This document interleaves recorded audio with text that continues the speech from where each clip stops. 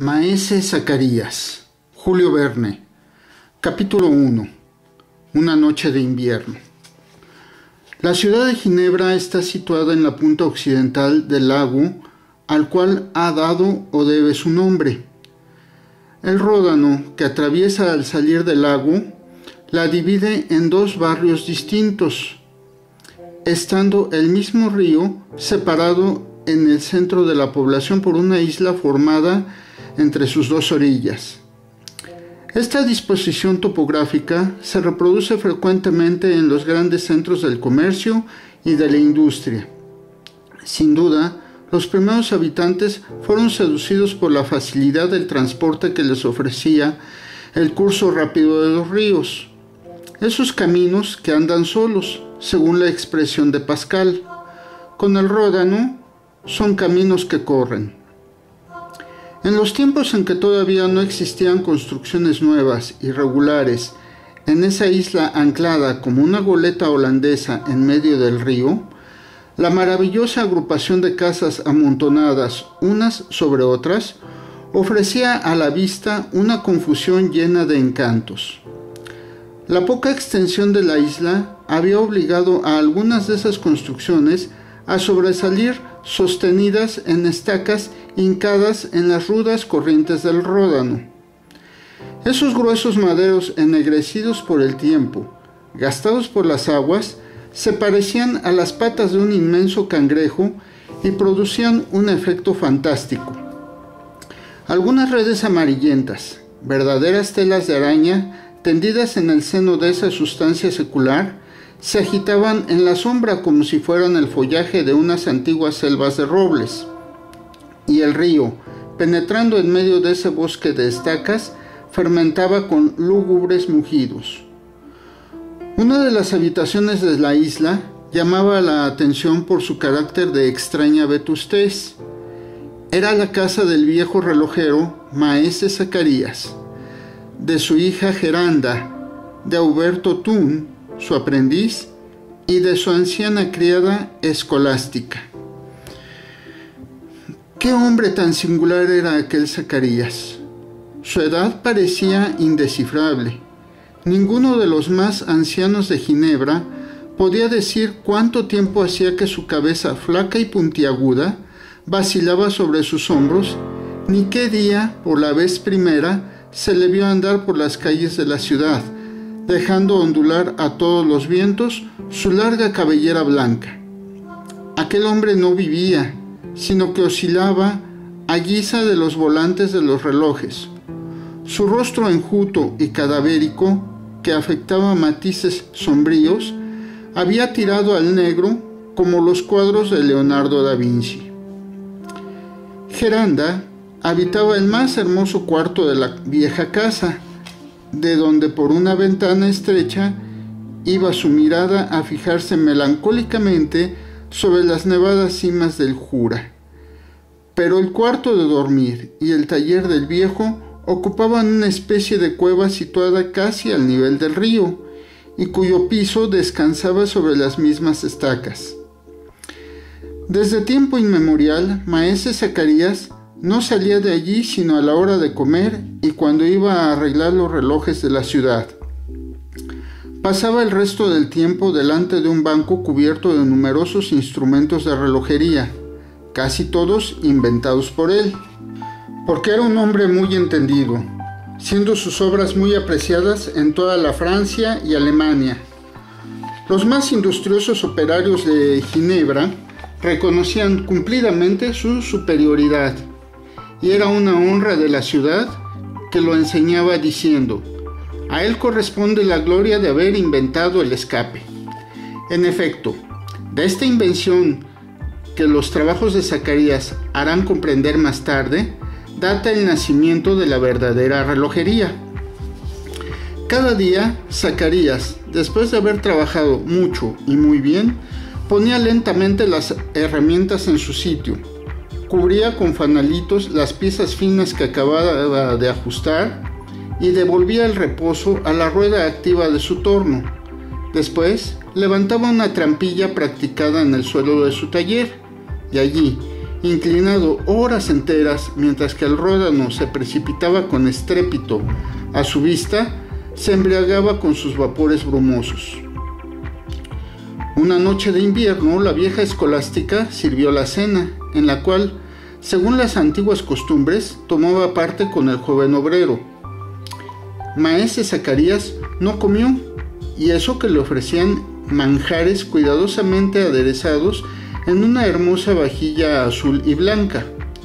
Apenas respondió a las tiernas palabras de Geranda, a quien preocupaba visiblemente la taciturnidad sombría de su padre, y la charla de escolástica no impresionó su oído más que los murmullos del río, de los cuales no hacía caso. Después de tan silenciosa comida, el viejo relojero se levantó de la mesa sin abrazar a su hija ni hacer la acostumbrada despedida. Desapareció por la estrecha puerta que conducía a su cuarto y bajó con lentos pasos. La escalera rechinó con pesados gemidos. Geranda, Auberto y Escolástica permanecieron algunos instantes sin hablar. Aquella noche el tiempo era sombrío. Las nubes se arrastraban pesadas a lo largo de los Alpes y amagaban deshacerse en lluvia. La severa temperatura de la Suiza llenaba el alma de tristeza, mientras los vientos del mediodía rodaban en los alrededores, despidiendo siniestros silbidos. «Sabéis, mi querida señorita», dijo por fin Escolástica, «que nuestro amo está muy ensimismado hace algunos días». «Virgen Santísima, comprendo que no haya tenido hambre, pues las palabras se le han quedado en el vientre, y bien diestro sería el diablo que le sacase alguna». «Mi padre tiene algún oculto motivo de pesadumbre que no sospecho siquiera», respondió Geranda, mientras que una dolorosa inquietud se imprimía en su semblante. «Señorita, no permitáis que tanta tristeza invada vuestro corazón. Ya conocéis los singulares hábitos de maese Zacarías. ¿Quién puede leer en su mente sus secretos pensamientos? Ha tenido algún disgusto, pero mañana no se acordará y estará pesaroso de haber causado pesadumbre a su hija». Era Auberto quien hablaba de ese modo, fijando su vista en los hermosos ojos de Geranda. Auberto, el único operario a quien había admitido Zacarías en la intimidad de sus trabajos, porque apreciaba su inteligencia, discreción y suma bondad de alma. Auberto se había aficionado a Geranda con esa fe misteriosa que preside a las adhesiones heroicas. Geranda contaba 18 años. El óvalo de su semblante recordaba el de las candorosas Madonas que la veneración suspende todavía en la esquina de las calles de las viejas ciudades de Bretaña. Sus ojos respiraban una ingenuidad infinita. Se le amaba como a la suave realización del sueño de un poeta. Sus vestidos ofrecían colores poco visibles y la ropa blanca que se plegaba sobre sus hombros ofrecía ese matiz y ese olor particular de las vestiduras de iglesia. Vivía con existencia mística en aquella ciudad de Ginebra que todavía no se había entregado a la sequedad del calvinismo. Así es que por tarde y mañana leía sus oraciones latinas en un breviario con cierre de hierro. Geranda había comprendido el sentimiento oculto en el corazón del joven Auberto y sabía cuán profunda era la adhesión que el joven obrero le profesaba. En efecto, para él se condensaba el mundo entero en la vieja casa del relojero y todo su tiempo se pasaba cerca de la joven cuando, una vez terminado el trabajo, abandonaba el taller de su padre.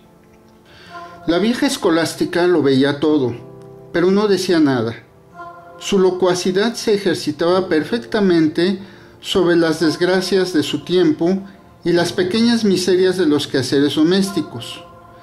Nadie trataba de contrariarla, sucediendo con ella lo que con esas tabaqueras de música que se fabricaban en Ginebra, y que una vez montadas tenían que romperse para que dejasen de tocar todas las sonatas que contenían. Al ver a Geranda sumida en doloroso silencio, Escolástica abandonó su vieja silla de madera, fijó un cirio en un candelero, lo encendió y colocó cerca de una pequeña virgen de cera abrigada en su nicho de piedra. Era costumbre arrodillarse delante de la Madonna protectora del hogar doméstico, pidiéndole que extendiera su benéfica gracia sobre la noche próxima. Pero en aquella ocasión, Geranda permanecía taciturna en su puesto. «Y bien, mi querida señorita», dijo Escolástica con asombro, «ya hemos cenado y es la hora de la despedida. ¿Queréis fatigaros la vista en vigilias prolongadas? Ah, Virgen Santísima, este es el caso de dormir y de hallar algo de alegría en bonitos ensueños. En esta época maldita en que vivimos, ¿quién puede prometerse un día feliz? ¿No será preciso enviar a buscar a algún médico para mi padre?», preguntó Geranda. «¿Un médico?», exclamó la vieja criada. «¿Maese Zacarías ha prestado oído nunca a sus imaginaciones y sentencias? Puede haber medicina para los relojes, mas no para los cuerpos». «¿Qué haremos pues?», dijo Geranda. «¿Ha vuelto al trabajo? ¿Se habrá entregado al descanso?». «Geranda», repuso suavemente Auberto, «hay alguna contrariedad moral que apesadumbre a vuestro padre y nada más». «¿La conocéis, Auberto?». «Tal vez, Geranda». «Pues decidla», exclamó vivamente Escolástica, apagando parsimoniosamente su cirio. «Hace algunos días, Geranda», dijo el joven obrero, «que sucede una cosa absolutamente incomprensible. Todos los relojes que vuestro padre ha hecho y vendido de algunos años a esta parte se paran súbitamente. Le han traído muchos, los ha desarmado cuidadosamente, los muelles estaban en buen estado y las ruedas bien fijadas. Los ha vuelto a armar con más cuidado aún, pero a pesar de su habilidad no los ha hecho andar». «Eso es cosa del diablo», exclamó Escolástica. «¿Qué quieres decir?», preguntó Geranda. «Ese hecho me parece natural. Todo está limitado en la tierra y de las manos del hombre no puede salir lo infinito». «No es menos cierto», respondió Auberto, «que hay en ello algo de extraordinario y misterioso. Yo mismo he ayudado a maese Zacarías a buscar la causa del desarreglo de sus relojes. No he podido encontrarla y más de una vez, desesperado, las herramientas se me han caído de las manos».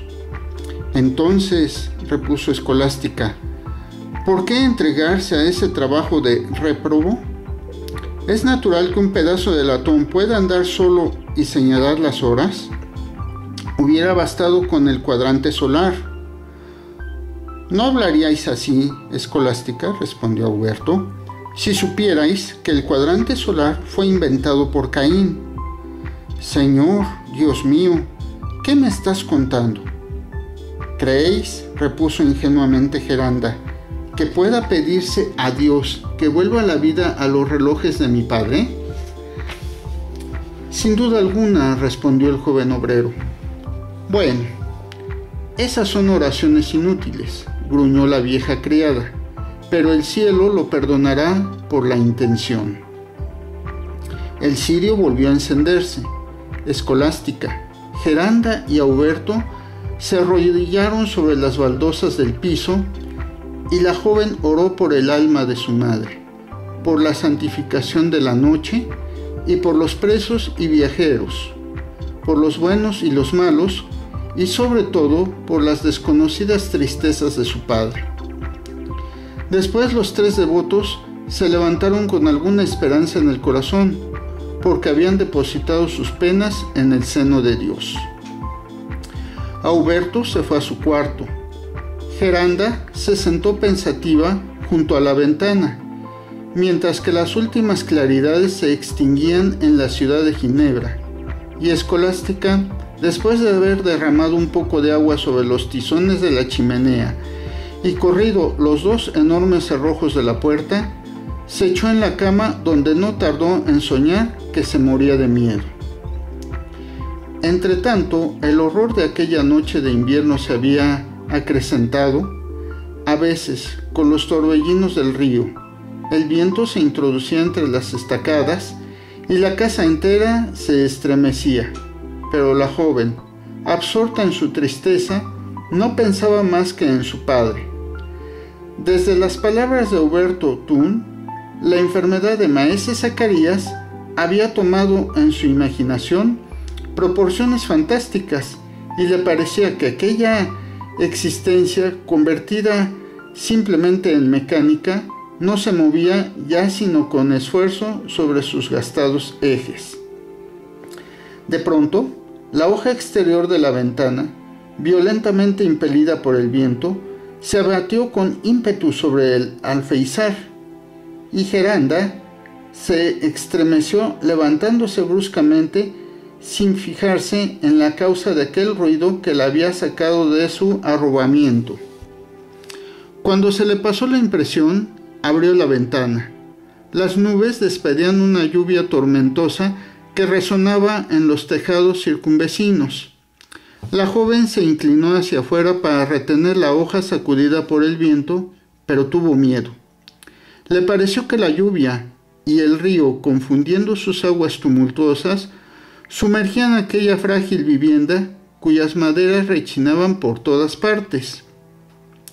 Quiso huir de su cuarto, pero advirtió debajo de ella la reverberación de una luz que debía proceder del taller de Maese Zacarías. Y en una de aquellas calmas momentáneas durante las cuales se callan los elementos, llegaron a su oído sonidos plañideros. Intentó cerrar la ventana y no pudo conseguirlo. El viento la impelía con violencia, como si fuera un malhechor que se introduce en una habitación. Geranda pensó volverse loca de terror. ¿Qué estaba haciendo su padre? Abrió la puerta, que se le escapó de las manos, y dio rudo golpe a impulsos de la tempestad. Geranda se encontró en el oscuro comedor y consiguió a tientas llegar a la escalera que iba al taller de Maese Zacarías, dejándose deslizar pálida y moribunda. El viejo relojero estaba de pie en medio de aquel cuarto donde resonaban los bramidos del río. Sus pelos erizados le daban un aspecto siniestro. Hablaba, gesticulaba sin ver ni oír. Geranda se quedó en el umbral. «Es la muerte», decía Maese Zacarías con sorda voz. «Es la muerte. ¿Qué me resta de vida después de haber esparcido mi existencia por el mundo? Porque yo, Maese Zacarías, soy realmente el creador de todos esos relojes que he fabricado. Es una parte de mi alma la que he encerrado en cada una de esas cajas de hierro, plata u oro. Cada vez que uno de esos relojes malditos se para, siento que mi corazón deja de latir, porque los he arreglado sobre mis pulsaciones». Y hablando de tan extraño modo, el viejo dirigió la vista a su mesa. Allí se encontraban todas las piezas de un reloj que había desarmado cuidadosamente.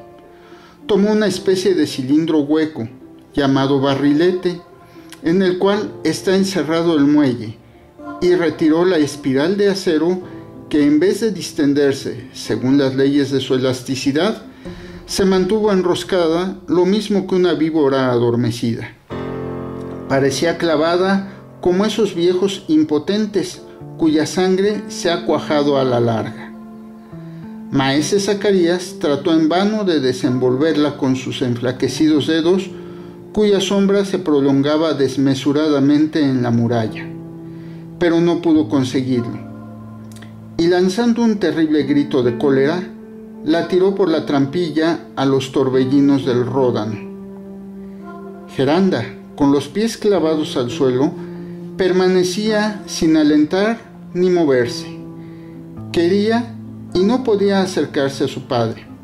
Se apoderaban de ella vertiginosas alucinaciones, cuando de repente oyó que en la sombra le susurraba una voz al oído lo siguiente: Geranda, querida Geranda, el dolor os tiene despierta todavía.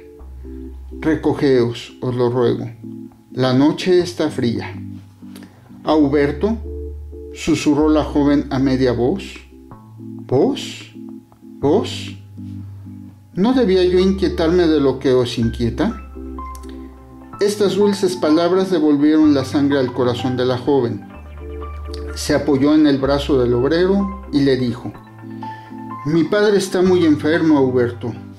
Vos sois el único que puede curarlo, porque en esa afección del alma no cedería ante los consuelos de su hija. Se haya acometido de un accidente muy natural y trabajando con él en la recomposición de sus relojes, le devolveréis la razón. ¿No es verdad, Auberto?, añadió todavía impresionada, que su vida no se confunde con la de los relojes. Auberto no respondió. ¿Entonces el oficio de mi padre sería reprobado del cielo?, dijo Geranda, estremeciéndose. No lo sé, respondió el obrero, que calentó con sus manos las de la joven, yertas y heladas. Pero volved a vuestro cuarto, pobre Geranda, y con el reposo recobrad alguna esperanza. Geranda se fue lentamente a su cuarto, donde permaneció hasta que se hizo de día, sin que el sueño cerrase sus párpados, mientras que maese Zacarías, siempre mudo e inmóvil, miraba cómo el río corría ruidoso bajo sus plantas. Capítulo 2. El orgullo de la ciencia. La severidad del mercader ginebrés en negocios es proverbial.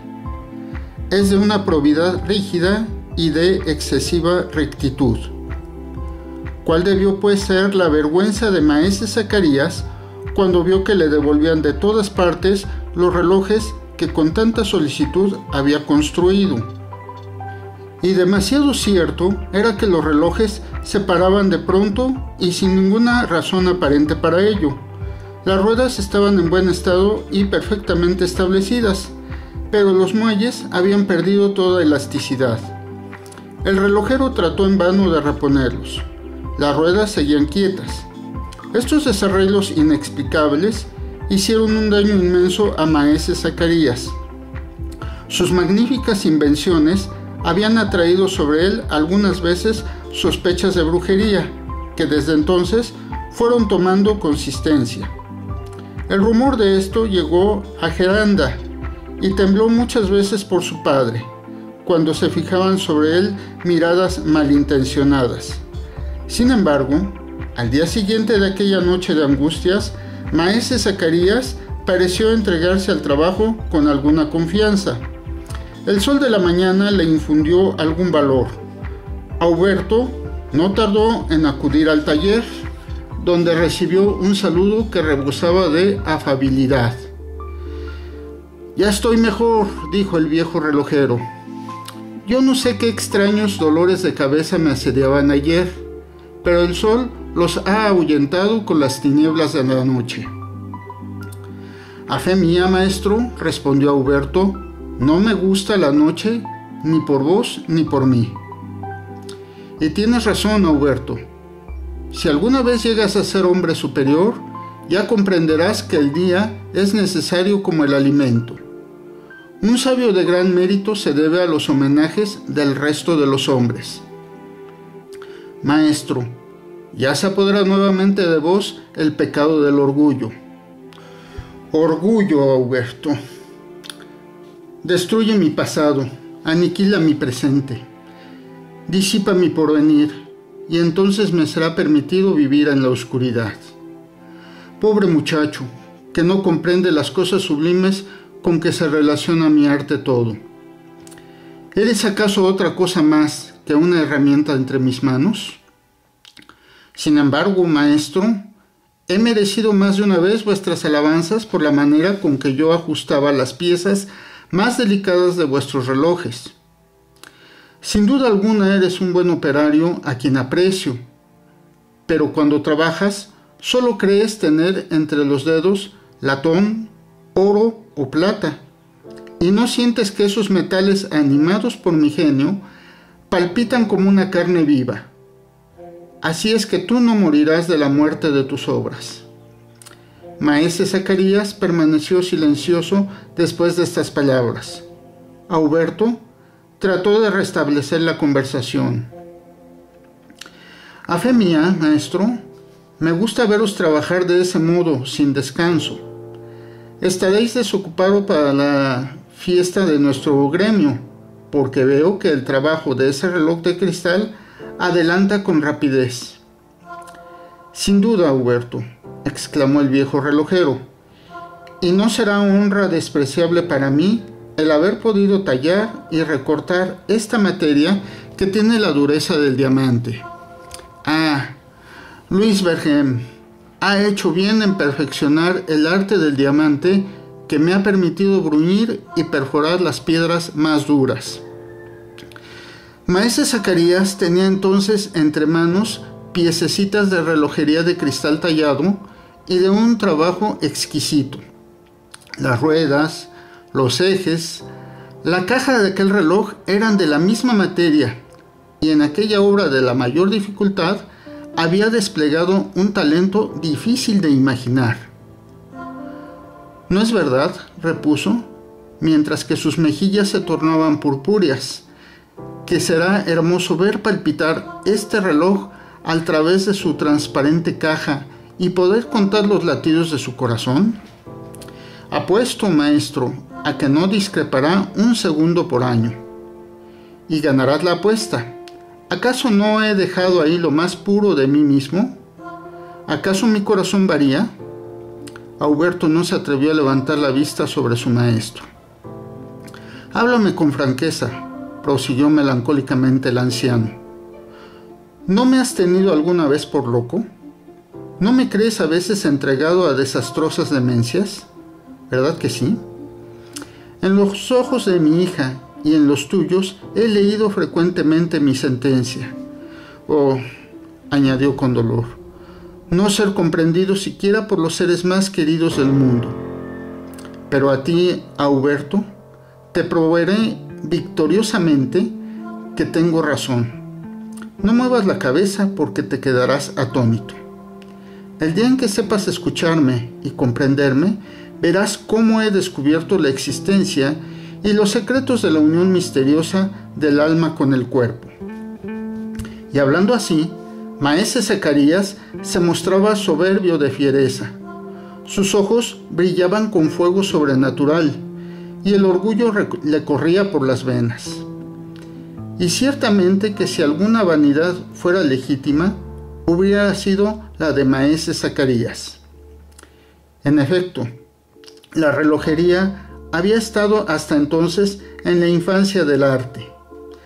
Desde el día en que Platón, 400 años antes de la era cristiana, inventó el reloj nocturno, especie de clepsidra que indicaba las horas de la noche por el sonido y juego de una flauta. La ciencia había permanecido estacionaria.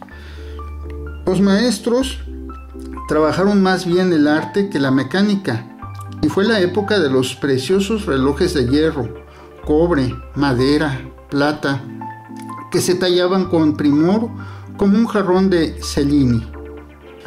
Había obras maestras de cincelado que medían el tiempo de un modo imperfecto, pero al fin eran obras maestras.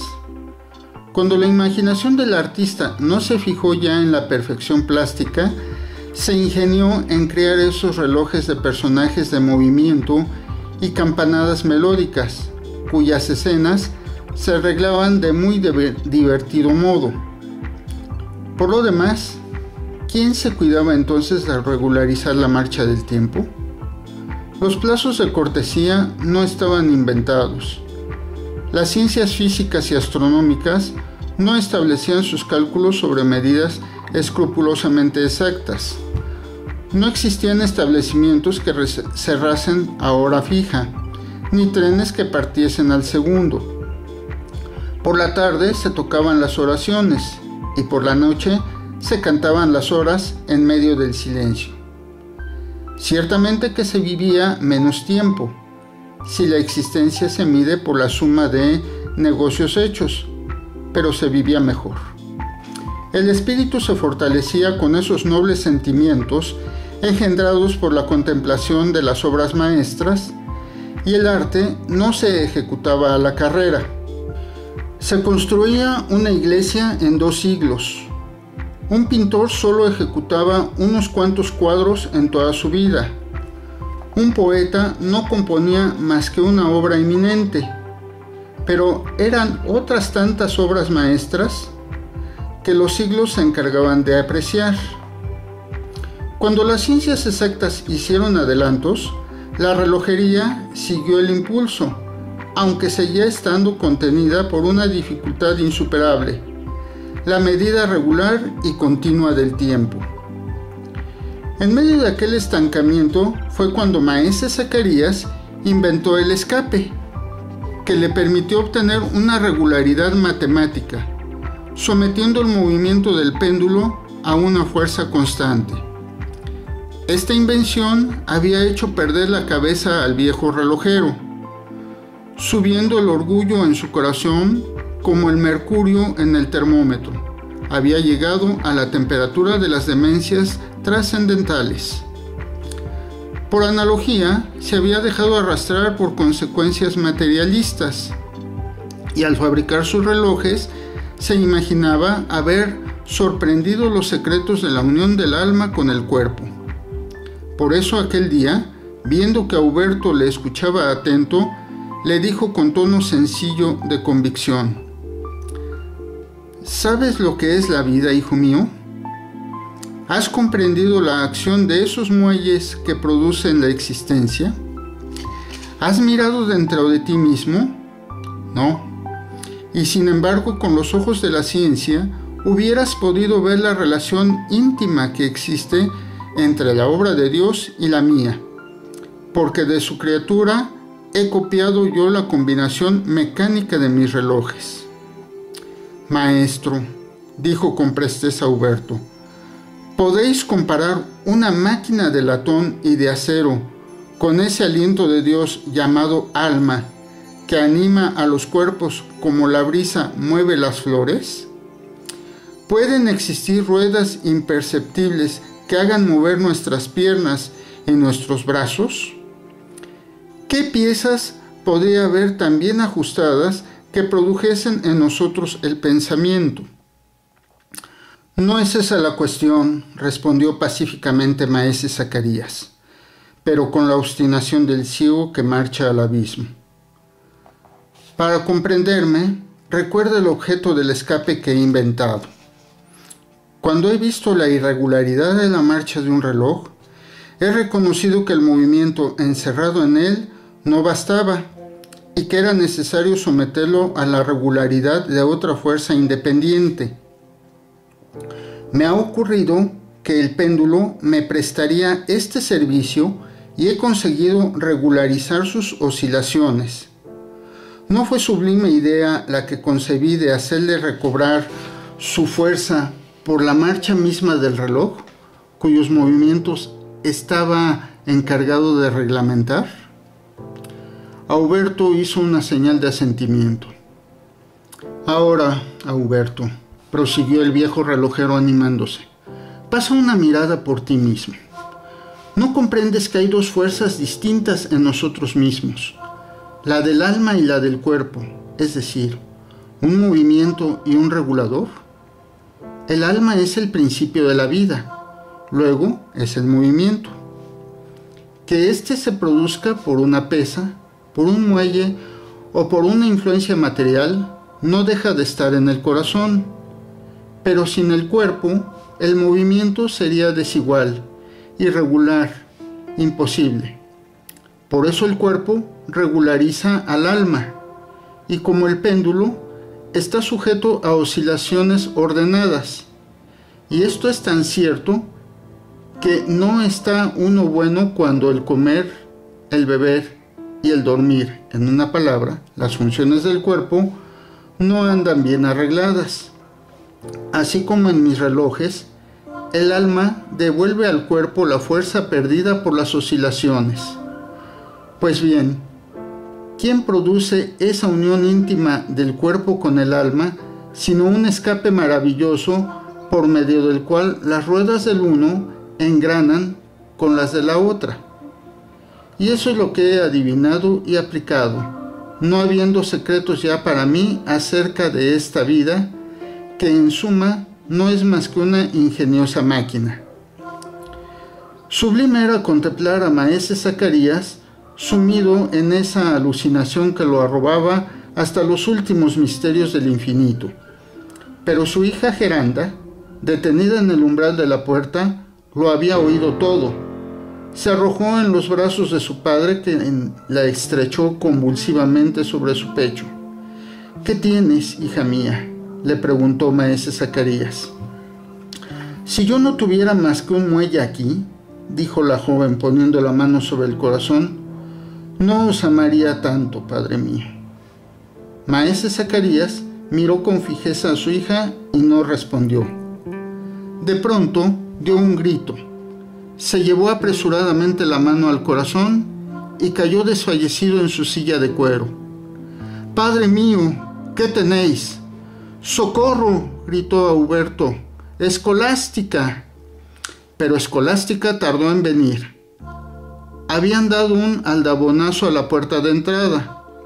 Fue a ver quién era, y cuando volvió al taller antes de abrir la boca, el viejo relojero, recobrando sus sentidos, le dijo: «Apuesto, mi buena Escolástica, a que me traéis todavía uno de esos malditos relojes que se paran».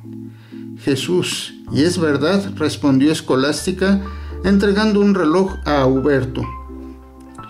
«Mi corazón no puede engañarse», dijo el viejo suspirando. Entretanto, Auberto había dado cuerda al reloj con sumo cuidado, pero no andaba. Capítulo 3. Una visita extraña. La pobre Geranda hubiera visto extinguirse su vida al mismo tiempo que la de su padre, sin el cariño de Auberto, que la mantenía adherida al mundo. El viejo relojero se iba poco a poco acabando.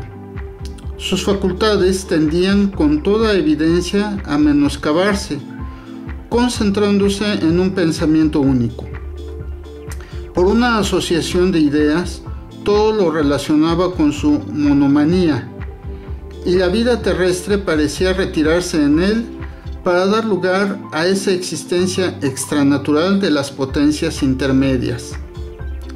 Por eso, algunos competidores suyos, malintencionados, hicieron revivir los rumores diabólicos esparcidos sobre los trabajos de maese Zacarías. La confirmación de los inexplicables desarreglos que ocurrían en sus relojes hizo un efecto prodigioso entre los maestros relojeros de Ginebra. ¿Qué significaba aquella repentina inercia de las ruedas? ¿Y por qué aquellas singulares relaciones que parecían tener con la vida de Zacarías? Eran misterios de esos que nunca se consideran sino con secreto terror.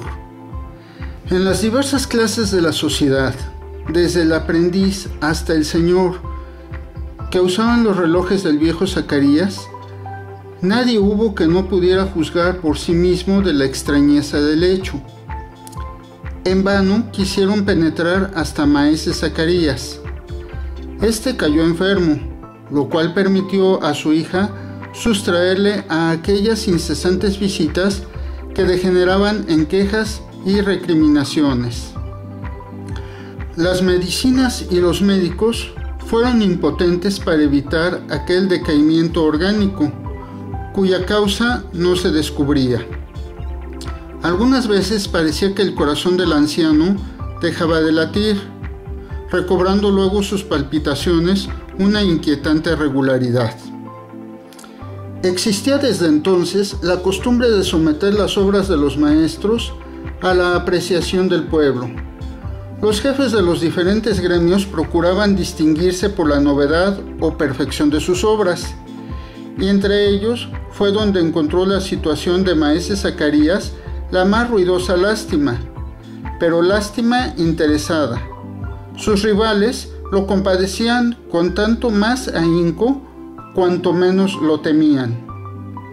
Se acordaban siempre de los triunfos del viejo relojero cuando exponían sus magníficos relojes de pared de personajes movibles y los de bolsillo con repetición que causaban el asombro general y alcanzaban altísimos precios en las ciudades de Francia, Suiza y Alemania. Sin embargo, gracias a los constantes cuidados de Geranda y Auberto, la salud de maese Zacarías pareció asegurarse algo, y en medio de aquella quietud que le dejó su convalecencia, consiguió desechar las ideas que le absorbían. Tan luego como pudo andar, su hija lo sacó de casa donde los parroquianos descontentos afluían sin cesar. Auberto se quedaba en el obrador armando y desarmando los rebeldes relojes, y el pobre mozo, no pudiendo comprender la razón de esto, se agarraba la cabeza con las manos, temeroso de volverse loco como su amo. Geranda dirigía los pasos de su padre por los más risueños paseos de la ciudad. Unas veces, sosteniendo el brazo de maese Zacarías, tomaba por San Antonio, desde donde la vista se extendía sobre el collado de Cologny y sobre el lago. Otras veces, cuando las mañanas eran serenas, podían verse los picos gigantescos del monte Wet que se alzaban en el horizonte. Geranda llamaba por su nombre todos aquellos sitios casi olvidados de su padre, cuya memoria parecía extraviada, y éste experimentaba un placer de niño al aprender cosas cuyo recuerdo había desaparecido de su mente. Maese Zacarías se apoyaba en su hija y las dos cabelleras, blanca y rubia, se confundían en el mismo rayo de sol. Aconteció también que el anciano relojero se apercibió de que no estaba solo en el mundo. Al ver a su hija joven, bella, estando envejecido y quebrantado, se acordó de que después de su muerte se quedaría ella sola y sin apoyo, y observó cuanto le rodeaba. Muchos jóvenes obreros de Ginebra habían aspirado ya al amor de Geranda, pero ninguno tuvo acceso en el retiro impenetrable donde vivía la familia del relojero. Fue por consiguiente muy natural que en aquel momento de lucidez la elección del anciano recayese en Auberto Thun. Una vez acogido este pensamiento, observó que ambos jóvenes se habían criado con idénticas ideas y creencias, y las oscilaciones de sus corazones le parecían isócronas, como se lo dijo un día a Escolástica. La vieja criada, literalmente gozosa del dicho, aunque no lo comprendía, juró por su santa patrona que la ciudad entera lo sabría antes de una hora. Maese Zacarías empleó grandes esfuerzos en calmarla y obtuvo de ella al fin la promesa de guardar sobre esa revelación un secreto que jamás guardó. De manera que, sin saberlo aún, Geranda ni Auberto, se hablaba en todo Ginebra de un próximo enlace. Pero aconteció que durante estas conversaciones se oía con frecuencia una risotada singular y una voz que decía: Geranda no se casará con Auberto. Si los que conversaban se volvían, se encontraban enfrente de un vejete a quien no conocían. ¿Qué edad tenía aquel personaje singular? Nadie hubiera podido decirlo. Se comprendía que debía existir desde muchos siglos y nada más. Su gran cabeza aplastada insistía sobre unos hombros cuya amplitud igualaba la altura de su cuerpo, que no pasaba de 3 pies. Este personaje hubiera hecho buena figura en un zócalo de péndola, porque el balancín hubiera oscilado desahogadamente en su pecho. Asemejábase su nariz al gnomón de un reloj solar, de tan delgada y aguda que era. Sus dientes espaciados y de superficie epicicloica se parecía a los engranajes de una rueda y rechinaban entre sus labios. Su voz tenía el sonido metálico de una campana y podía notarse que su corazón palpitaba como el tic-tac de un péndulo.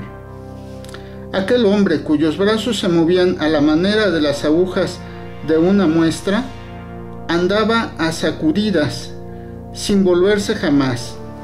Si le seguían, se observaba que caminaba 1 legua por hora, siendo su marcha próximamente circular.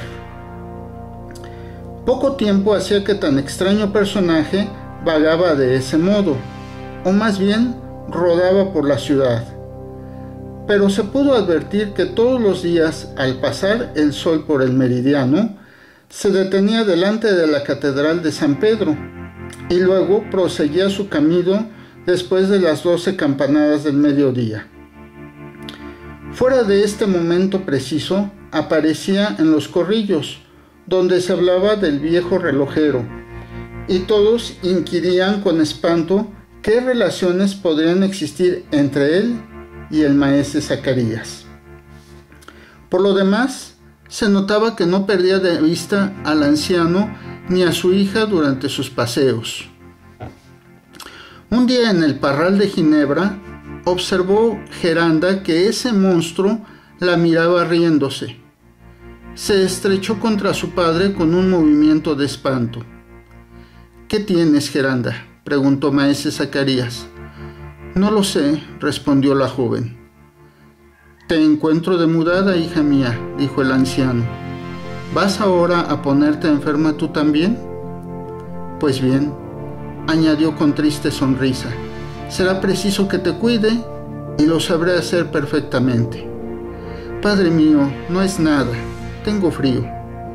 «Me parece que es...». «¿Qué, Geranda?». «La presencia de ese hombre que nos sigue sin cesar», respondió la joven en voz baja. Maese Zacarías se volvió hacia el vejete. «A fe mía que anda bien», dijo con aire de satisfacción, «porque son las 4 en punto. No temas nada, hija mía. No es un hombre, sino un reloj». Geranda miró a su padre aterrada. ¿Cómo había podido leer maese Zacarías la hora que era en el rostro de aquella extraña criatura?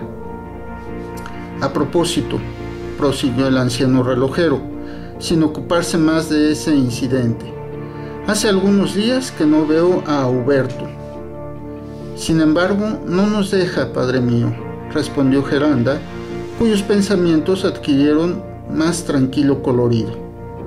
«¿Y entonces qué hace?». «Trabaja, padre mío». «Ah, trabaja en componer mis relojes, ¿no es verdad?». «Pero no lo conseguirá nunca, porque no es una compostura lo que necesitan, sino una resurrección». Geranda se quedó silenciosa. «Será preciso que yo sepa», añadió el anciano, «si han llevado todavía algunos de esos relojes condenados sobre los cuales ha lanzado el diablo una epidemia». Y después de estas palabras, maese Zacarías se entregó a un silencio absoluto hasta el momento en que llamó a la puerta de su casa y por la primera vez desde su convalecencia bajó a su taller, mientras que Geranda se retiraba a su aposento.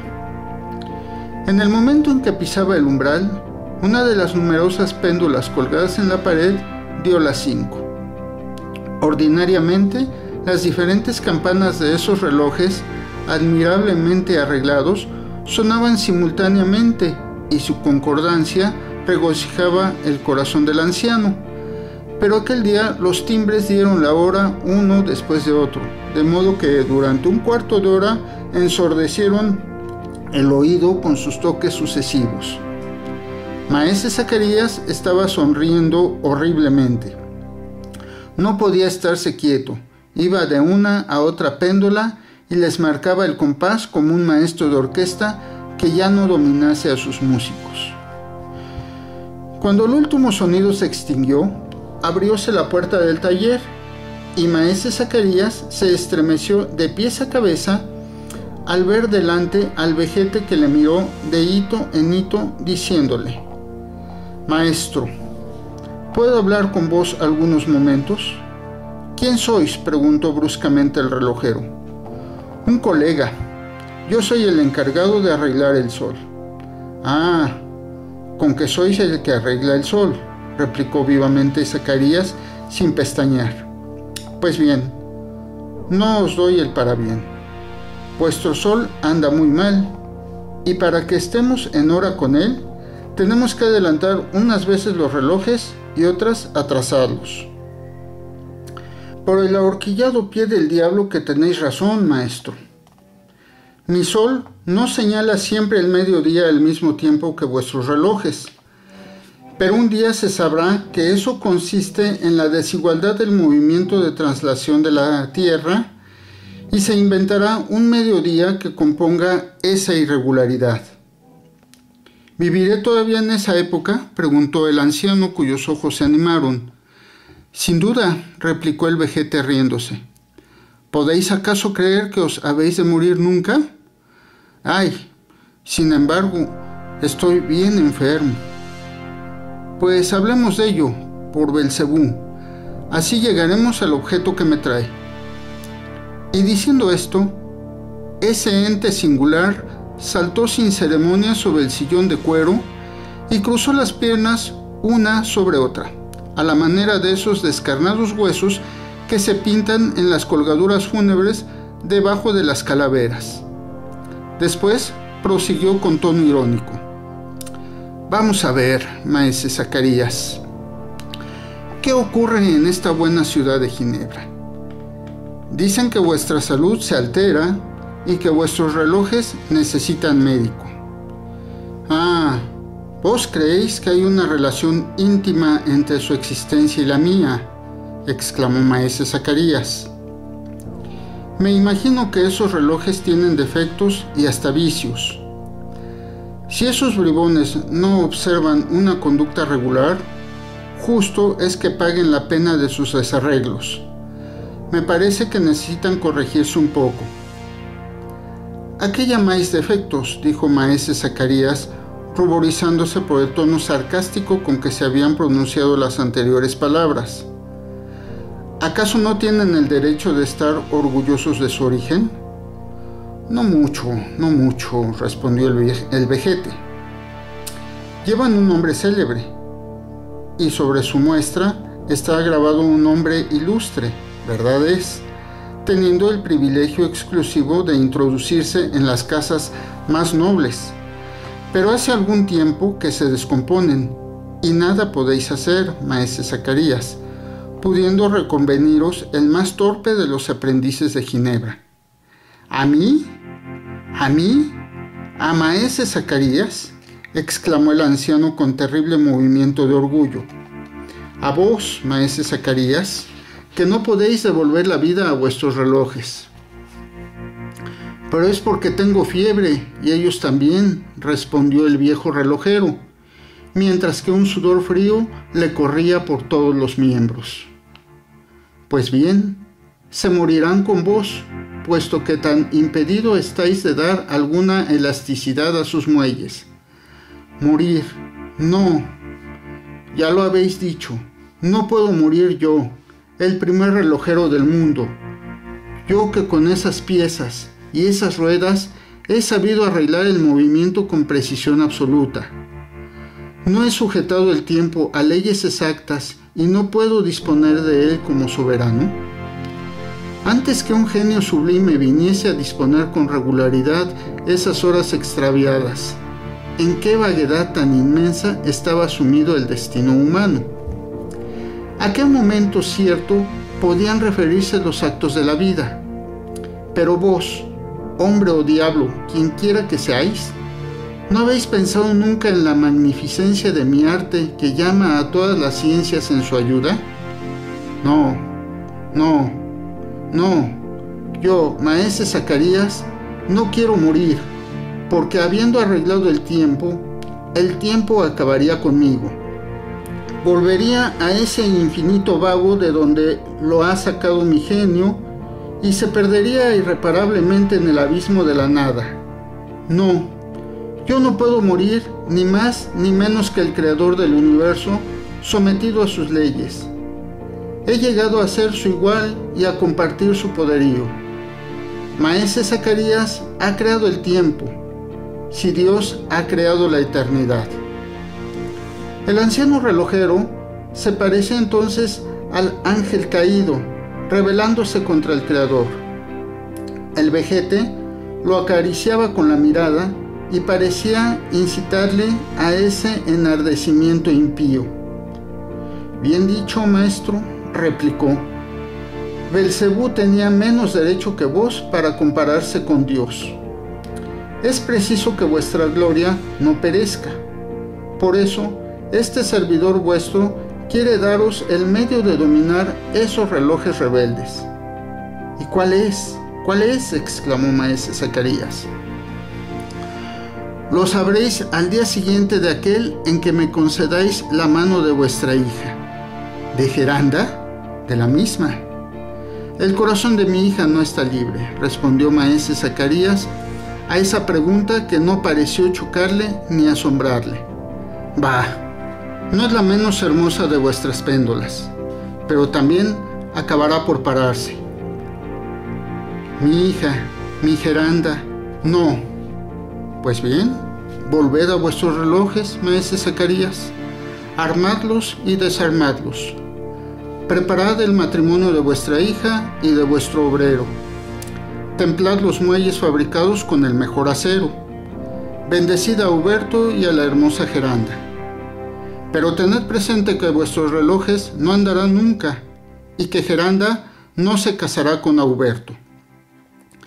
Y dicho esto, el vejete salió, pero no tan aprisa que maese Zacarías no pudiera oír dar las 6 en el pecho de tan lúgubre personaje. Capítulo 4. La iglesia de San Pedro. Entretanto, el cuerpo y el espíritu de maese Zacarías se iban debilitando, por más que una sobreexcitación extraordinaria le impuso con más violencia que nunca hacia sus trabajos de relojería, de los cuales ya no consiguió su hija distraerle. Su orgullo había crecido desde aquella crisis a que traidoramente le entregó el extraño visitante y resolvió dominar a fuerza de genio la influencia maldita que pesaba sobre su obra y sobre él. Visitó primero los diferentes relojes de la ciudad confiados a su cuidado.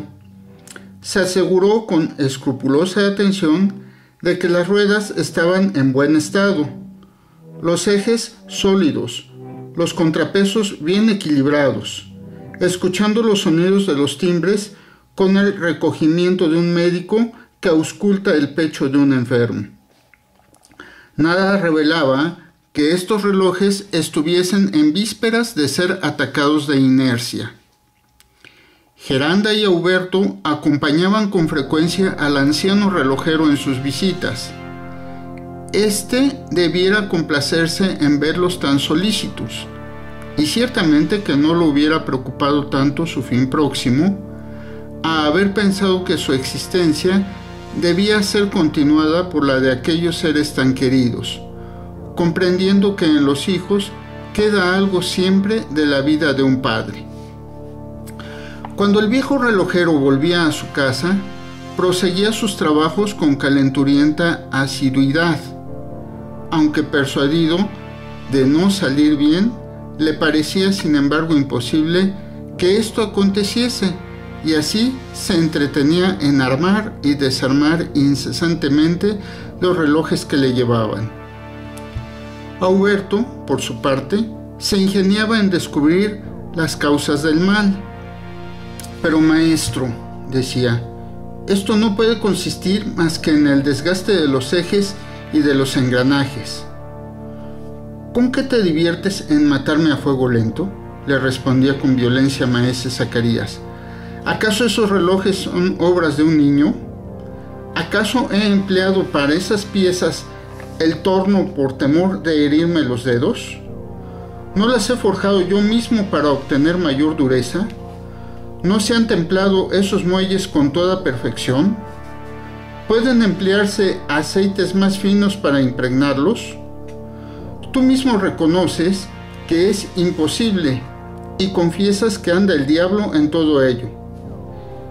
Y desde por la mañana hasta por la noche, los parroquianos, descontentos, afluían en creciente tropel consiguiendo llegar hasta el anciano relojero que no sabía a quién escuchar.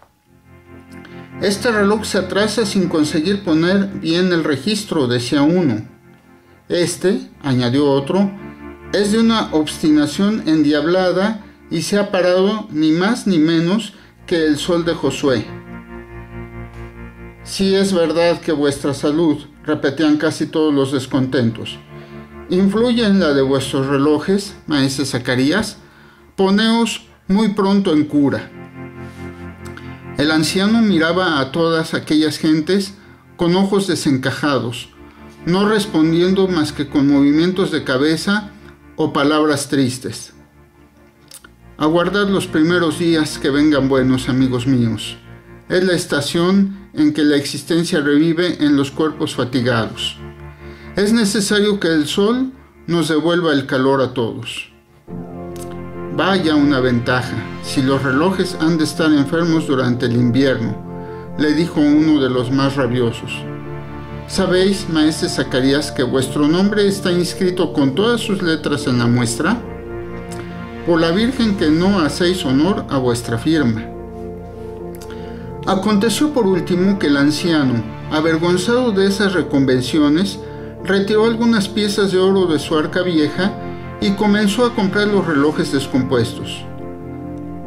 Al saber esto, los chalanes acudieron en tropel y el dinero de aquella pobre mansión se fue bien a prisa, aunque la probidad del mercader quedó a cubierto.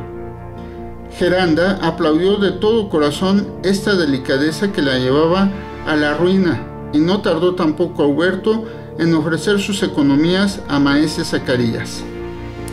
¿Qué será de mi hija?, decía el anciano, buscando entre el naufragio un refugio en los sentimientos paternos. Auberto no se atrevió a responder que abrigaba valor para el porvenir y adhesión fiel a Geranda. Maese Zacarías aquel día lo hubiese llamado yerno suyo para desmentir aquellas funestas palabras que todavía zumbaban en sus oídos. Geranda no se casará con Auberto.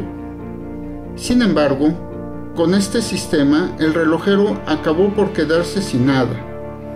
Sus antiguos jarrones se fueron a poder de extrañas manos.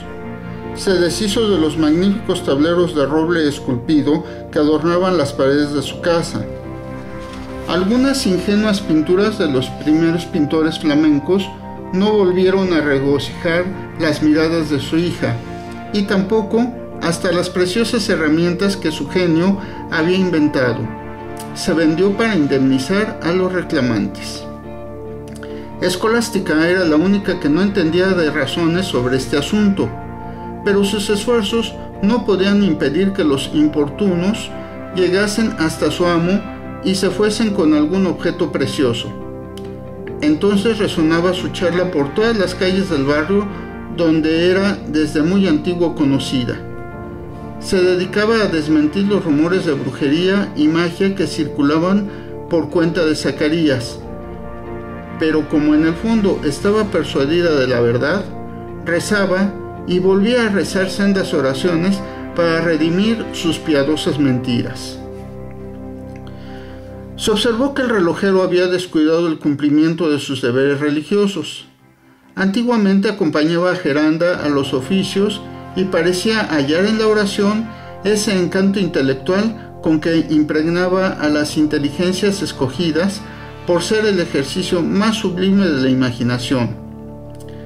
Este voluntario alejamiento de las prácticas devotas, unido a los secretos sucesos de su vida, habían legitimado hasta cierto punto las acusaciones de sortilegio lanzadas contra sus trabajos.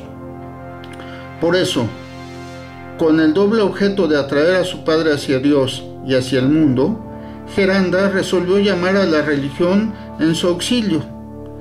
Pensó que el catolicismo podría restituir alguna nulidad a aquella alma moribunda, pero el dogma de fe y de humildad tenía que combatir en maese Zacarías un insuperable orgullo, y se encontraba contrariado por ese engreimiento de la ciencia que todo lo relaciona con ello, sin remontarse a la fuente infinita de donde emanan los primeros principios.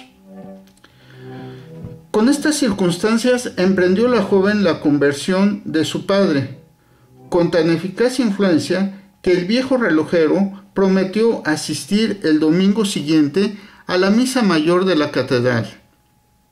Geranda tuvo un momento de éxtasis, como si el cielo se hubiese abierto a su vista.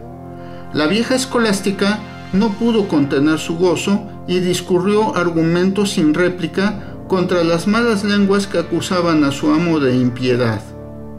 Habló de ello a sus vecinas, a sus amigas, a sus enemigas, lo mismo a los que la conocían como a las desconocidas. «A fe que nada creemos de lo que nos contáis, escolástica», le respondían. «Maese Zacarías ha orado siempre de concierto con el diablo». «Entonces no habéis contado», replicaba la buena mujer, «los campanarios en que andan los relojes de mi amo. ¿Cuántas veces ha hecho dar la hora de la oración y de la misa? Sin duda, pero ha inventado máquinas que marchan solas y que no son obra de un hombre verdadero». «¿Acaso los hijos del demonio», respondió Escolástica encolerizada, «pueden ejecutar ese hermoso reloj de hierro del castillo de Andernach que la ciudad de Ginebra no ha tenido bastante dinero para comprar? A cada hora aparece una bellísima leyenda y el cristiano que se hubiese conformado con esos preceptos se hubiera ido en derechura al paraíso. ¿Puede ser ese el trabajo del diablo?». Esa obra maestra, fabricada 20 años antes, había efectivamente acrecentado la gloria de maese Zacarías. Pero en aquella misma ocasión, las acusaciones de hechicería habían sido generales. Por lo demás, el regreso del anciano a la iglesia de San Pedro debía reducir las malas lenguas al silencio. Maese Zacarías, sin acordarse sin duda de lo prometido a su hija, se volvió al taller y, después de haber reconocido su impotencia en restituir la vida a sus relojes, resolvió intentar si le sería posible fabricar otros. Abandonó todos aquellos objetos inertes y se puso a terminar el reloj de cristal que debía ser su mejor obra. Mas por mucho empeño que en ello puso y por gran cuidado que emplease en utilizar las herramientas más perfectas y emplear los rubíes y el diamante que resistiesen a los roces, el reloj estalló en sus manos la primera vez que le quiso dar cuerda. El anciano ocultó este suceso a todo el mundo y aún a su misma hija, pero su vida declinó desde entonces rápidamente. Ya no era aquello más que las últimas oscilaciones del péndulo que disminuyen cuando nada viene a devolverle su movimiento primitivo. Parecía que las leyes de la pesantez, obrando directamente sobre el anciano, lo arrastraban irresistiblemente a la tumba. Llegó el domingo tan ardientemente deseado por Geranda. El tiempo estaba bello y era la temperatura vivificante. Los habitantes de Ginebra recorrían tranquilamente las calles con alegres conversaciones sobre el regreso de la primavera. Geranda, tomando suavemente el brazo del anciano, se dirigió hacia San Pedro, mientras que Escolástica lo seguía con sus devocionarios. La gente los miraba con curiosidad. El anciano se dejaba conducir como un niño, o más bien como un ciego. No sin un sentimiento de espanto, le vieron los fieles pisar el umbral de la iglesia y hasta afectaban apartarse de él. Resonaban ya los cantos de la misa mayor. Geranda se dirigió a su banco habitual y se arrodilló con profundo recogimiento. Maese Zacarías permaneció junto a ella de pie. Las ceremonias de la misa se desplegaron con la majestuosa solemnidad de aquellas épocas de creencia, pero el anciano no creía. no imploró la piedad del cielo con los gritos de dolor del Kyrie, no cantó con el Gloria in excelsis, las magnificencias de las alturas celestes. La lectura del Evangelio no lo sacó de sus cavilaciones materialistas y se olvidó de asociarse a los homenajes católicos del credo. El orgulloso anciano permanecía quieto, insensible y mudo como una estatua de piedra, y en el momento solemne en que la campanilla anunciaba el milagro de la transubstanciación, no se inclinó y miró de frente la hostia divinizada que el sacerdote elevaba sobre los fieles. Geranda dirigió la vista a su padre y cayeron abundantes lágrimas sobre su devocionario. En aquel momento, el reloj de San Pedro dio la media de las 11. Maese Zacarías se volvió con viveza hacia aquel reloj que hablaba todavía. Le pareció que la muestra interior le miraba fijamente, que las cifras de las horas brillaban como si hubiesen estado grabadas con rasgos de fuego y que las agujas despedían una chispa eléctrica por sus agudas puntas. La misa terminó. Era costumbre rezar el Ángelus a las 12 en punto, y los que oficiaban aguardaban que la hora diese en el reloj. Algunos instantes después, la oración iba a remontarse hasta los pies de la Virgen. Pero de pronto se oyó un ruido estridente. Maese Zacarías dio un grito. La aguja de las horas y el minutero, al llegar a las 12, se pararon súbitamente y la campana no sonó. Geranda acudió en auxilio de su padre, que estaba tendido sin movimiento y que fue conducido fuera de la iglesia. «Este es el golpe de la muerte», exclamó la joven sollozando. Maese Zacarías, llevado a su casa, fue acostado en completa situación de anonadamiento. La vida no existía ya más que en la superficie de su cuerpo, como en los últimos torbellinos de humo que giran alrededor de la lámpara que se apaga. Cuando recobró el sentido, Auberto y Geranda estaban inclinados sobre él. En aquel momento supremo, el porvenir tomó ante su vista la forma del presente. Vio a su hija sola y sin apoyo.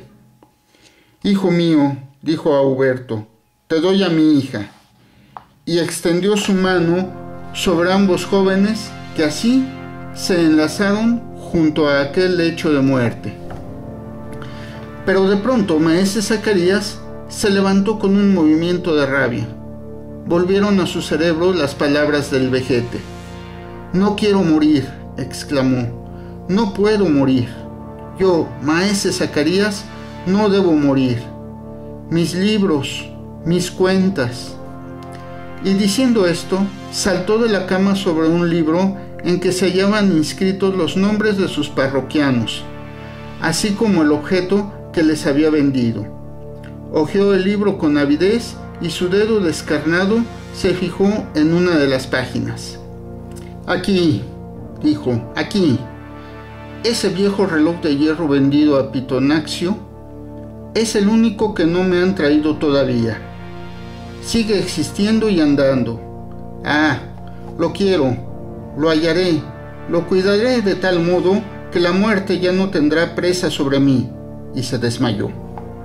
Auberto y Geranda se arrodillaron cerca del anciano y oraron juntos. Capítulo 5. La hora de la muerte. Algunos días transcurrieron todavía y Maese Zacarías, ese hombre casi muerto, se levantó de la cama y volvió a la vida por una excitación sobrenatural. Vivía de orgullo, pero Geranda no se hacía ilusión ninguna. El cuerpo y el alma de su padre estaban perdidos para siempre. Entonces se observó que el anciano se ocupaba en reunir sus recursos sin cuidarse de su familia. Empleaba su energía increíble andando, registrando y susurrando misteriosas palabras. Una mañana Geranda bajó a su taller y maese Zacarías no estaba allí. Durante todo el día lo estuvo esperando y maese Zacarías no volvió. Geranda vertió todas las lágrimas de sus ojos, pero su padre no reapareció. Auberto recorrió la ciudad y adquirió la triste certidumbre de que el anciano se había marchado. «Busquemos a nuestro padre», exclamó Geranda cuando el joven obrero le trajo tan triste nueva. «¿Dónde estará?», preguntó Auberto. Una inspiración iluminó de pronto su mente. Volvieron a su memoria las últimas palabras de maese Zacarías. Este ya no vivía más que en el viejo reloj de hierro que no le habían traído y maese Zacarías andaba probablemente en su busca. Auberto comunicó sus ideas a Geranda. «Veamos el libro de mi padre», le respondió. Ambos buscaron por el taller y el libro se hallaba abierto sobre la mesa de trabajo. Todos los relojes vendidos y que le habían sido devueltos estaban borrados, menos uno solo, cuyo asiento decía así: «Vendido al señor Pitonaccio, una péndola de hierro con sonería y figuras de movimiento, depositado en su castillo de Andernach». Era aquel reloj moral de que con tanto elogio había hablado la vieja escolástica. «Mi padre está allí», exclamó Geranda. «Corramos», respondió Auberto. «Todavía podemos salvarle».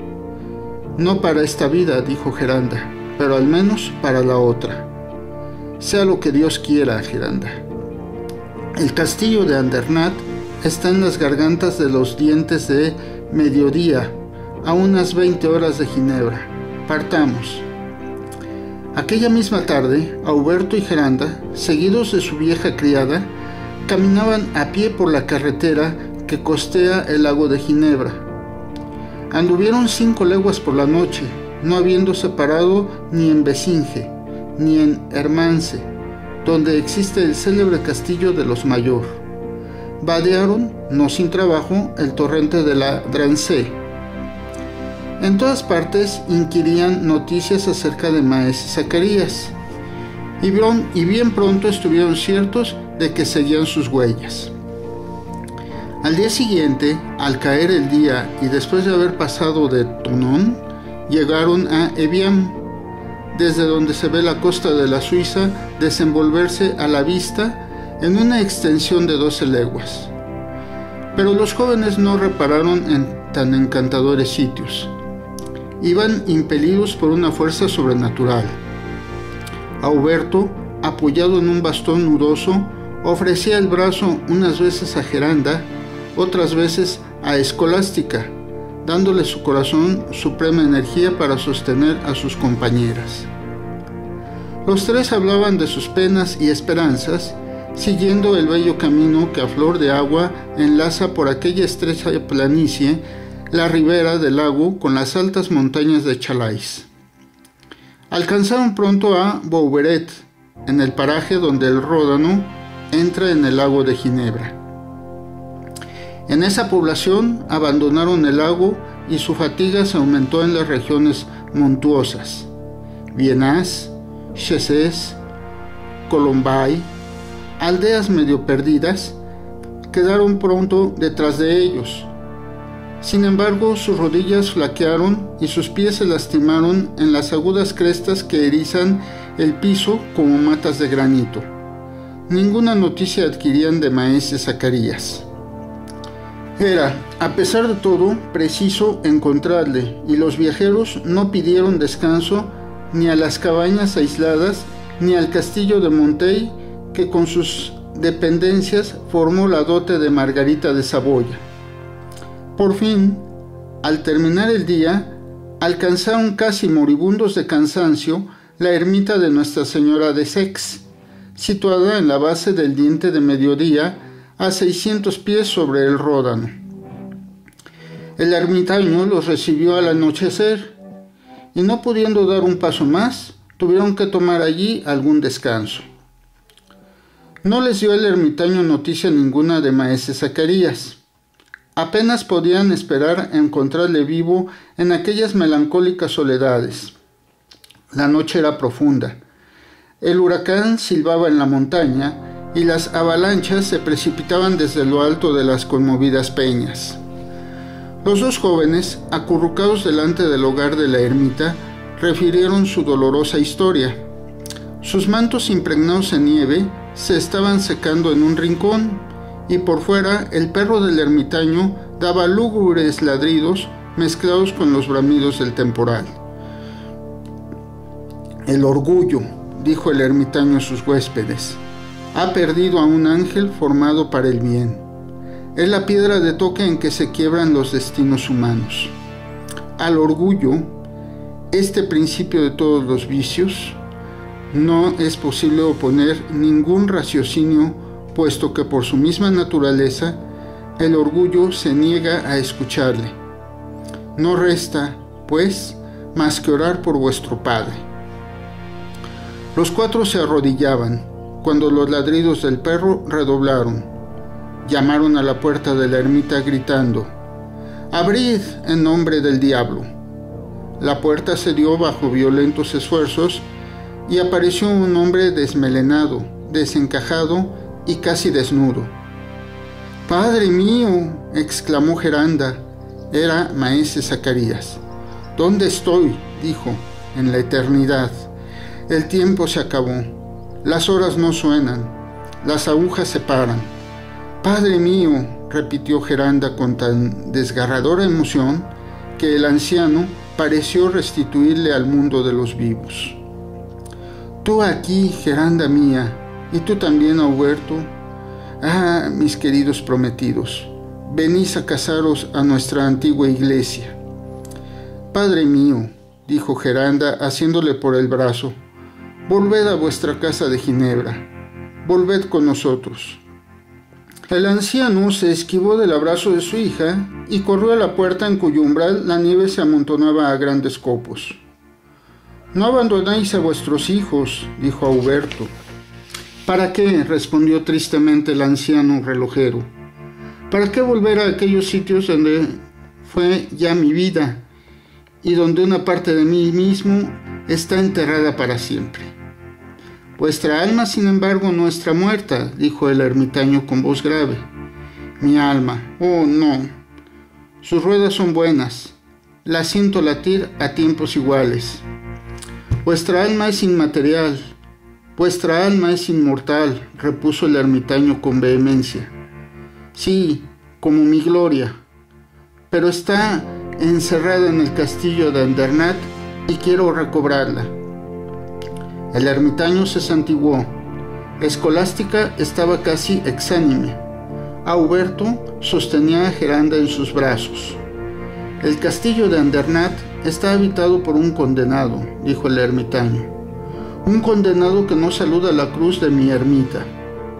Padre mío, no vayáis allí. Quiero mi alma es mía. Detenedle, detened a mi padre». Pero el anciano había traspuesto el umbral y, lanzado al través de las sombras de la noche, gritaba: «¡Ven, alma mía, ven!». Geranda, Auberto y Escolástica siguieron sus pasos caminando por senderos impracticables sobre los cuales volaba maese Zacarías como el huracán impelido por una fuerza irresistible. La nieve formaba torbellinos alrededor de ellos y mezclaba sus blancos copos con la espuma de los torrentes desbordados. Al pasar delante de la capilla elevada en memoria de la matanza de la legión tebana, Geranda, Auberto y Escolástica se santiguaron precipitadamente. Maese Zacarías no se descubrió. Apareció por fin la aldea de Ebionás, en medio de aquella región inculta. El corazón más impedernido se hubiera sobresaltado al ver aquel vilorio perdido en medio de las horribles soledades. El anciano siguió hacia adelante, se dirigió a la izquierda y penetró en lo más profundo de las gargantas de los dientes de mediodía que muerden el cielo con sus agudos picos. Pronto se levantó ante él una ruina, vieja y sombría como las rocas de su base. «Ahí es, ahí», exclamó, acelerando su desenfrenada carrera. El castillo de Andernach en aquella época no era más que ruinas. Una maciza torre, carcomida, desmantelada, lo dominaba y parecía amenazar con su caída los vetustos murallones que estaban a sus pies. La vista de aquellas moles de piedra inspiraba horror, infundiendo la idea de que allí detrás solo debían existir algunos sombríos salones con los techos derruidos e inmundos receptáculos de víboras. Una poterna estrecha y baja, situada sobre un foso lleno de escombros, daba acceso al castillo de Andernach. ¿Qué habitantes eran los que habían pasado por allí? No se sabe. Sin duda algún margrave, mitad bandido, mitad señor, residió en aquella habitación. Al margrave sucedieron los salteadores o monederos falsos que fueron ahorcados en el teatro de su crimen. Y la leyenda decía que durante las noches de invierno, Satanás dirigía sus tradicionales danzas sobre la ladera de las profundas gargantas en que se sumergía la sombra de aquellas ruinas. Maese Zacarías no se espantó de este aspecto siniestro. Llegó a la poterna y nadie le estorbó el paso. A sus miradas apareció un extenso y tenebroso patio que nadie tampoco le impidió atravesar. Trepó por una especie de plano inclinado que conducía a uno de esos largos corredores, cuyos arcos parecen aplastar la luz bajo sus pesados arranques. Tampoco hubo quien se opusiera a su paso. Geranda, Auberto y Escolástica continuaban siguiéndole. Maese Zacarías, como si se viera guiado por una mano invisible, parecía estar seguro del camino y marchaba con rápido paso. Llegó a una puerta carcomida que se conmovió bajo sus esfuerzos, mientras que los murciélagos trazaban círculos oblicuos alrededor de su cabeza. Una sala inmensa, mejor conservada que las otras, se presentó a su vista. Sus paredes estaban revestidas con altos tableros esculpidos, sobre los cuales parecían agitarse confusamente las larvas, gusanos y tarascas. Algunas ventanas largas y angostas como aspilleras se estremecían bajo las descargas de la tempestad. Al llegar maese Zacarías en medio de la sala, dio un grito de alegría. Sobre una repisa de hierro empotrada en la pared, descansaba aquel reloj en que residía su vida entera. Aquella sin igual obra maestra representaba una vieja iglesia romana con sus contrafuertes de hierro forjado y su pesado campanario, donde se encontraba una sonería completa para la antífona del día, las oraciones, la misa, las vísperas, las completas y la salve. Por encima de la puerta de la iglesia, que se abría a la hora de los oficios, había un rosetón en el centro, en el cual se movían 2 agujas y cuyo cerco presentaba las 12 horas esculpidas en relieve. Entre la puerta y el rosetón aparecía sobre una tarjeta de latón una máxima relativa al empleo de cada instante del día, tal como lo había referido Escolástica. Maese Zacarías había arreglado esa sucesión de leyendas con solicitud cristiana. Las horas de la oración, del trabajo, de las comidas, del recreo y de reposo se sucedían con arreglo a la disciplina religiosa y debían infaliblemente salvar al que hubiese observado escrupulosamente sus preceptos. Maese Zacarías, ebrio de gozo, iba a apoderarse del reloj, cuando prorrumpieron detrás de él en una espantosa carcajada. Se volvió y a la luz de una lámpara fuliginosa reconoció al vejete de Ginebra. «¡Vos aquí!», exclamó. Geranda tuvo miedo y estrechó a Auberto. «Buenos días, maese Zacarías», dijo el monstruo. «¿Quién sois?» «El señor Pitonaccio, para serviros». habéis venido a darme vuestra hija. Os habéis acordado de mis palabras. Geranda no se casará con Auberto. El joven obrero se arrojó sobre Pitonaccio, que se le escapó como una sombra. «Detente, Auberto», dijo maese Zacarías. «Buenas noches», repuso Pitonaccio, desapareciendo. «Padre mío», exclamó Geranda, «huyamos de estos sitios malditos. Padre mío». Maese Zacarías ya no estaba ahí. Perseguía por los desmantelados pisos el fantasma de Pitonaccio. Escolástica, Auberto y Geranda se quedaron anonadados en aquella sala inmensa. La joven se había caído sobre un sillón de piedra. La vieja criada se arrodilló cerca de ella y oró. Auberto permaneció de pie, cuidando a su amada. Por la sombra serpenteaban pálidas claridades y el silencio no era interrumpido más que por los insectos que roen las maderas y cuyo ruido marca los tiempos del reloj de la muerte. A los primeros albores del día, se aventuraron por las interminables escaleras que circulaban entre aquel montón de piedras. Durante 2 horas anduvieron sin encontrar alma viviente, no oyendo más que un eco lejano que respondía a sus gritos.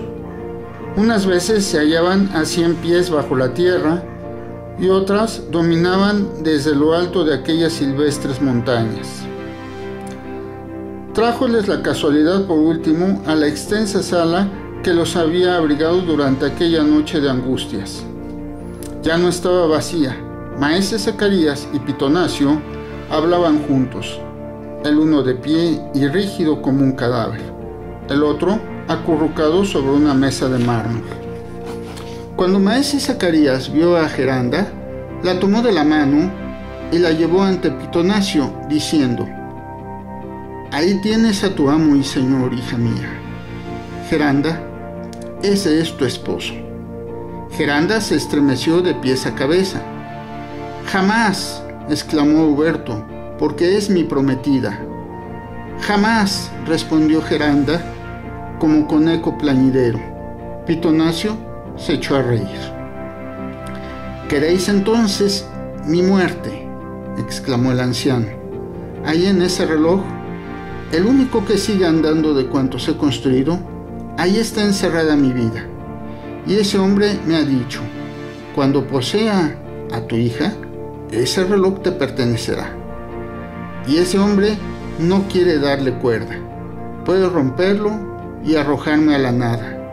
Ah, hija mía, entonces ya no me amas». «Padre mío», murmuró Geranda, recobrando los sentidos, «si supieras cuánto he sufrido lejos de ese principio de mi existencia. Quizá no cuidaba nadie ese reloj. Quizá dejaban que sus muelles se gastasen y sus ruedas se entorpeciesen, pero ahora, con mis propias manos, voy a sostener esa salud tan querida, porque no debo morir, yo, el gran relojero de Ginebra. Mira, hija mía, cómo marchan esas agujas con seguro movimiento. Atiende, ahora van a dar las 5. Escucha bien y repara en la hermosa máxima que va a ofrecerse a tu vista». Dieron las 5 en el reloj con un sonido que se repercutió dolorosamente en el alma de Geranda, y aparecieron estas palabras en letras encarnadas: «Es menester comer la fruta del árbol de la ciencia». Auberto y Geranda se miraron estupefactos. No eran ya las divisas ortodoxas del relojero católico. El soplo de Satanás había pasado por ahí, pero maese Zacarías no reparaba en ello y repuso: «¿Entiendes, Geranda mía? Estoy vivo, vivo todavía. Escucha mi respiración. Mira cómo la sangre circula en mis venas. No, tú no querrás matar a tu padre y aceptarás por esposo a ese hombre a fin de que yo sea inmortal y alcance el poderío de Dios». Al oír tan impías palabras, la vieja escolástica se santiguó y Pitonaccio lanzó un rugido de alegría. Y después, Geranda, serás feliz con él. Mira a ese hombre, es el tiempo. Tu existencia marchará con precisión absoluta. Geranda, puesto que te he dado la vida, concédela también a tu padre. Geranda, murmuró Huberto, soy tu prometido. Es mi padre, respondió Geranda, cayendo desfallecida. Es tuya, dijo maese Zacarías. Ahora, Pitonaccio, te toca cumplir la promesa. Ahí está la llave del reloj, respondió el horrible personaje. Maese Zacarías se apoderó de la llave que se parecía a una culebra desenvuelta y corrió hacia el reloj, al que dio cuerda con fantástica rapidez. El rechinamiento del muelle hacía daño a los nervios. El anciano relojero daba vueltas sin cesar, no deteniendo el brazo, como si este movimiento de rotación fuera independiente de su voluntad. Estuvo así maniobrando con creciente celeridad y con extrañas contorsiones hasta que cayó de cansancio. Ya tiene cuerda para un siglo, exclamó. Auberto salió de la sala como un loco. Después de largos rodeos, encontró la salida de aquella mansión maldita y se lanzó por la campiña. Regresó a la ermita de Nuestra Señora del Sex y habló al santo varón con palabras tan desesperadas que éste consintió en acompañarle al castillo de Andernach. Si durante aquellas horas de angustia Geranda no había llorado, era porque las lágrimas se habían agotado en sus ojos. Maese Zacarías no había abandonado la inmensa sala. Se acercaba a cada minuto para escuchar los latidos regulares del viejo reloj. Entretanto dieron las 6, y con espanto de escolástica aparecieron estas palabras en el reloj: el hombre puede llegar a ser el igual de Dios. No solamente el anciano no extrañaba estas máximas impías, sino que las leía con delirio, complaciéndose con estas ideas de orgullo, mientras que Pitonaccio giraba alrededor de él. El acta matrimonial debía firmarse a las 12 de la noche. Geranda, casi inanimada, no veía ni oía nada.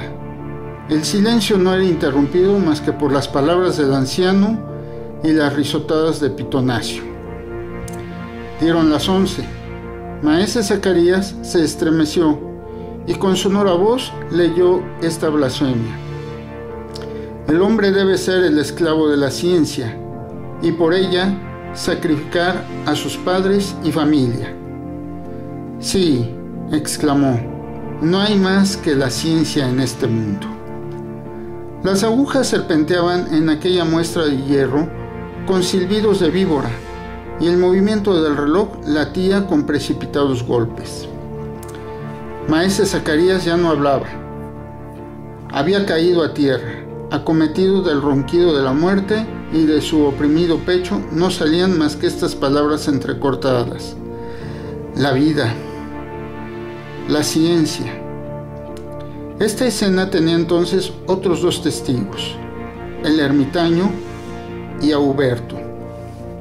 Maese Zacarías estaba tendido en el suelo, Geranda al lado de él, más muerta que viva, oraba. De pronto se oyó el ruido seco que procede al toque de la hora. Maese Zacarías se incorporó. «Las 12», exclamó. El ermitaño tendió la mano hacia el viejo reloj, y las 12 no dieron. Maese Zacarías lanzó entonces un grito que debió oírse en el infierno cuando aparecieron estas palabras: el que intente hacerse el igual de Dios será condenado por toda la eternidad. El viejo reloj estalló con un ruido de trueno, y el muelle, escapándose, saltó al través de la sala con 1000 contorsiones fantásticas. El anciano se levantó, corrió detrás del muelle, tratando en vano de cogerlo, y exclamó: «¡Mi alma! ¡Mi alma!». El muelle estaba delante de él por uno y otro lado sin que consiguiese alcanzarlo. Por último, Pitonasio le cogió y, profiriendo una horrible blasfemia, se hundió en la tierra. Maese Zacarías cayó hacia atrás. Estaba muerto. El cuerpo del relojero se enterró en los picos de Andarnat.